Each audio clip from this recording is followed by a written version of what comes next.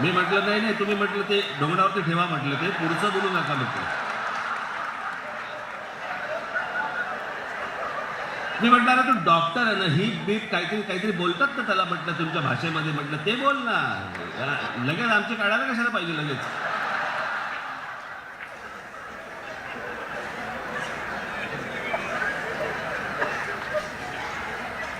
कोण कोण भेटतात मी तुम्हाला सांगतो ना, एक एक जण.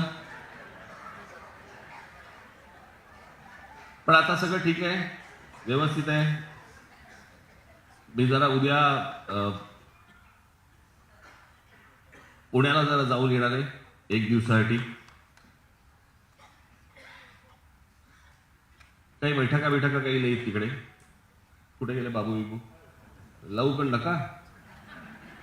मला प्रवासाला काही त्रास होत नाही, फक्त एकदा मला चेक करायचं म्हणून मी एक दिवसासाठी जाऊन येणार. मला त्या नाशिकला पण जायचंय, वाणी देवीचं दर्शन घ्यायला पण मला जायचंय. सुरू झाले का रे ती लिफ्ट सुरू झाली का?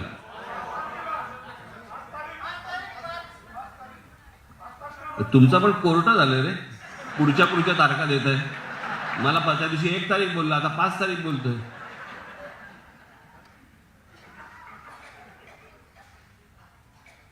आज तुम्हाला सगळ्यांना, महाराष्ट्रातल्या सर्व प्रमुख पदाधिकाऱ्यांना इथे बोलवण्यामागचं कारण, एक तर बरेच दिवस आपण काही बोललो नव्हतो. मध्ये एक माझा फक्त इंटरव्ह्यू झाला.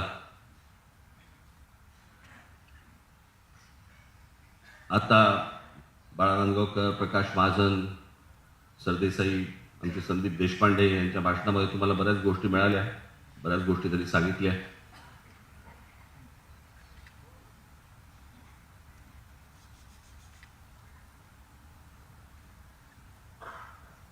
मला असं वाटतं की काही गोष्टी ह्या तुमच्याकडनं लोकांपर्यंत गेल्या पाहिजेत.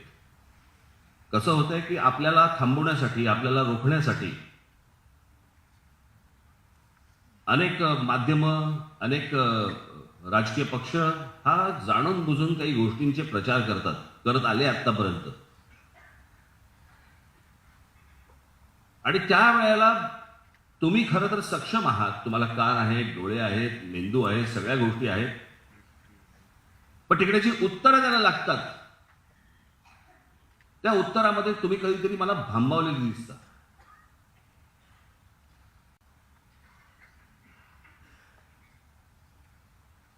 आणि त्यांनी एक गेल्या काही वर्षांमध्ये काही प्रचार केला आपल्याबद्दलचा, की राज ठाकरे आणि त्यांचा महाराष्ट्र नवनिर्माण सेना हा पक्ष म्हणे आंदोलन अर्धवट सोडतो. एक आंदोलन दाखवायचं, एक आंदोलन जे आपण अर्धवट सोडलं.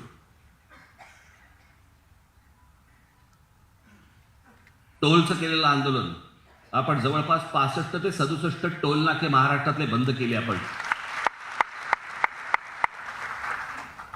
आणि ज्या शिवसेना, भारतीय जनता पक्ष यांच्या जाहीरनाम्यामध्ये दिलं होतं की आम्ही टोलमुक्त महाराष्ट्र करू, त्यांना ह्यांच्यापैकी कोणी जाऊन एक प्रश्न विचारत नाही की तुम्ही टोलमुक्त महाराष्ट्र म्हणाला होता, तुम्ही इतकी वर्ष सत्तेमध्ये होता, काय झालं त्या टोलमुक्त महाराष्ट्राचं?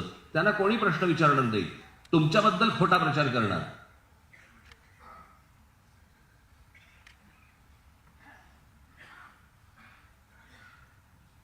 मला असं वाटतं ह्या गोष्टी ज्या वेळेला तुम्हाला कुठेही जिल्ह्यामध्ये, तालुक्यामध्ये, गावामध्ये, शहरामध्ये लोक ज्या वेळेला बोलतात, त्यावेळेला तुम्ही हे उलट सांगितलं पाहिजे त्यांना की अरे आम्ही तर इतके टोल नाके बंद केले, तुमच्या पक्षाने काय केलं? तुमच्या पक्षाने शब्द देऊन देखील पाळला नाही. इतकी वर्ष अजूनही टोल चालू आहेत, मुंबईवरती चालू आहेत, पुण्यावरती चालू आहेत, ठाण्यावरती चालू आहेत, सगळ्या ठिकाणी चालू आहेत टोल.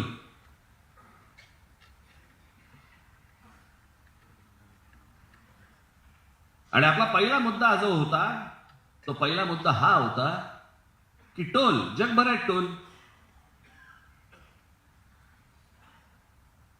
टोलवरती पैसे गोळा करतात आणि त्या पैशामधनं जी काही तो ब्रिज उभा केला असतो, रस्ता केलेला असतो, काही गोष्टी केलेल्या असतात, त्याची रक्कम गोळा करतात.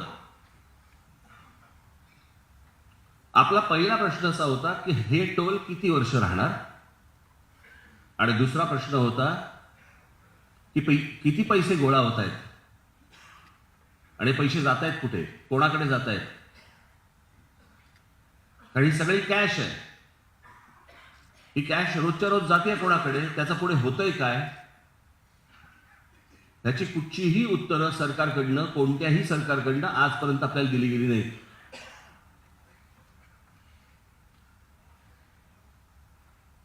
आणि ज्या ठिकाणचे टोल नाके बंद झाले त्यांच्याकडनं आपल्याला आशीर्वादच मिळाले.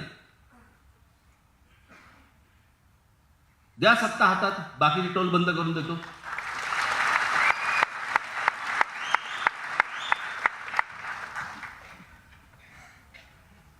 याचं कारण या सगळ्यांना ह्या टोलवाल्यांकडनं पैसे जातात आणि म्हणून यांना बंद करायचे नाहीयेत. म्हणून तो विषय पण काढत नाहीत कधी, आणि हे त्यांना कधी प्रश्न पण विचारत नाहीत. इतक्या पत्रकार परिषदा होतात या सगळ्या लोकांच्या, त्यांना हे प्रश्न खरं तर भन्नावून सोडलं पाहिजे त्यांना, की हे तुम्ही टोल बंद करणार बोलला होता, त्याचं काय झालं? त्यांना कोण नाही विचारणार. आणि मग त्यांचे सगळे छुपे लोक हे आपल्याबद्दलचा प्रचार करणार.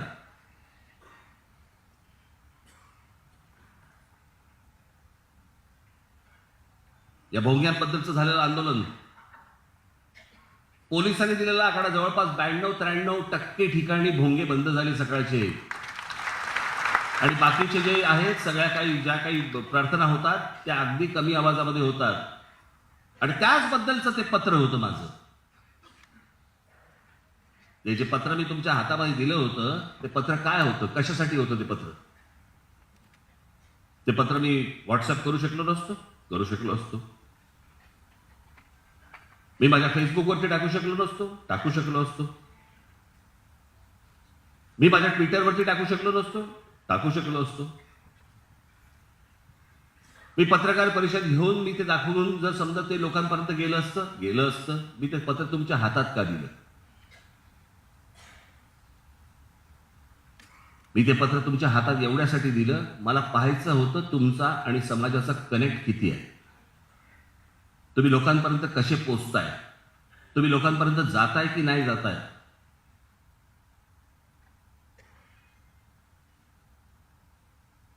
आज असंख्य महाराष्ट्र सैनिक आहेत आणि असंख्य महाराष्ट्र सैनिक सांगतात आम्हाला की आमच्या पदाधिकाऱ्यांकडनं आमच्यापर्यंत लेटर आलं नाही, तर आम्ही पोहोचवलं असतं.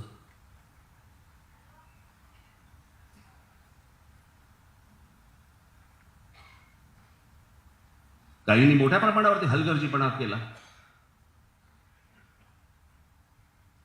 थंड झालेत. निवडणुकांचे वारे फक्त डोक्यामध्ये आहेत. पक्ष नाही, संघटना नाही, काही नाही. हे जे आता चालू आहे ना सगळं महाराष्ट्रामध्ये, गेले 2-2.5 वर्ष राजकारण चालू आहे ना, ही चांगली गोष्ट नाही बरं का महाराष्ट्रासाठी. असं महाराष्ट्रात कधीही नव्हतं.